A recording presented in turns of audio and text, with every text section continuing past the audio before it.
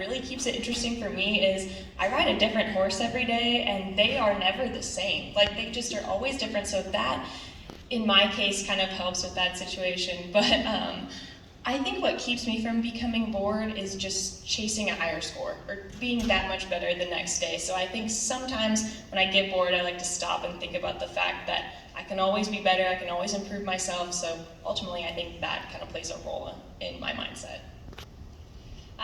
So this one says, my 9-year-old wants to quit competitive gymnastics. What advice do you have for her to keep going? And although this is competitive gymnastics, I think we can appreciate that this could happen in any sport where you work this hard. So is anybody willing to take this one on? Yeah, I can take this. So as you know, gymnastics is a very popular sport. I feel like a lot of people either start in it in some way and it leads to another sport, or you keep with it. And I think the biggest struggle is just finding that passion and remembering your why. Because there's a lot of repetition. There's a lot of constant variables. You go in, you do the same routines. There's a lot of repetition in it. And I think you just have to find those things that keep it interesting to you. And there have been a lot of times where I wanted to quit the sport. And my mom always told me, like, you gotta remember why you started in the first place. Remember what makes you happy, what you enjoy about this sport. And so I made a list of pros and cons, and at the end of the day I was like, wow, my pros are much longer than my cons. And so just going back to why you started is really important, in figuring out if this is something you want to pursue or if it's leading you to a different path. Because at the end of the day, it's not for everyone. Gymnastics is a very hard sport, but just know that quitting gymnastics is not quitting. It's giving you a detour to a different path. Yeah, I can't tell you guys how many times I wanted to quit my sport. It was countless. And now I'm here at Auburn and I've never loved the sport more. So I would say really just take a moment and think about, do I love this sport? Am I doing it because I love it, or am I doing it because I'm trying to please someone else? And there were times where I was definitely doing it just to please other people, and that was when it wasn't fun. And here now at Auburn, I'm doing it because I love it, and I've never been happier. So that would be my advice. Just reflect, do you love the sport, or do you want to find something else that you love more? Well, I think those are excellent responses for a 9-year-old. And also probably all of us. That felt like really great life advice to soak in. I think we have time for one more question. And you guys have mentioned a couple of times in different ways utilizing social media, whether it be to bring people to your events or to build your brand.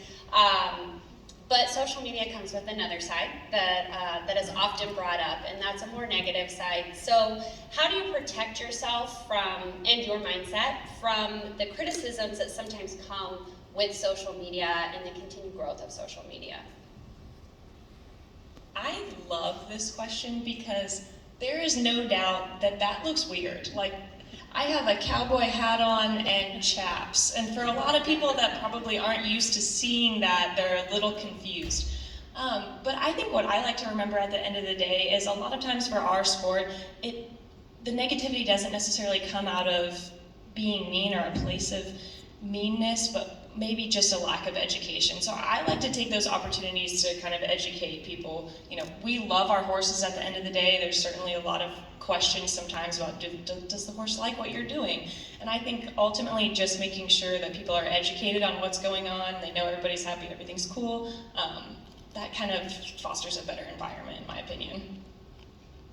Yeah, for me, I would say I don't necessarily protect myself from the social media comments. I take them in and I use them as fuel for my next ride or the next time that I compete.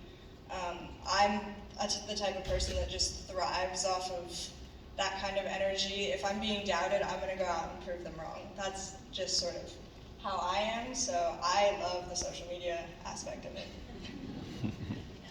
Yeah, so one of my love languages is words of affirmation, and I'll go on Twitter after me. Twitter is such a hateful place. And a lot of the times, like, if you're performing good, you're on top of the world, right? And it's that words of affirmation piece, but it also means if you fall or make a mistake, people just jump to conclusions and they get on Twitter.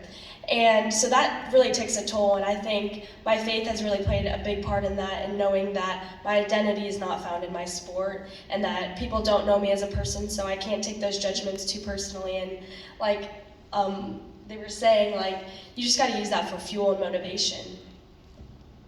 Yeah, so gymnastics fans can be kind of mean. Like, I mean, they just pick apart everything, and we're already perfectionists, so that's like kind of hard. And I think the best thing is just kind of not reading those comments, kind of staying off of, not really social media, but do not click on those comments because there's always someone that has something to say.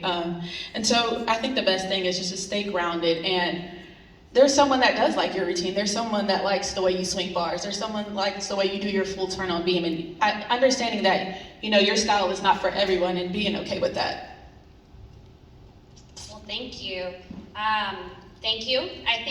I hope that you guys can all appreciate why we are so proud of these young women and grateful that you represent us at the level that you do, both as athletes, as students, and as women as well. So thank you for your time. If we could give these women a round of applause.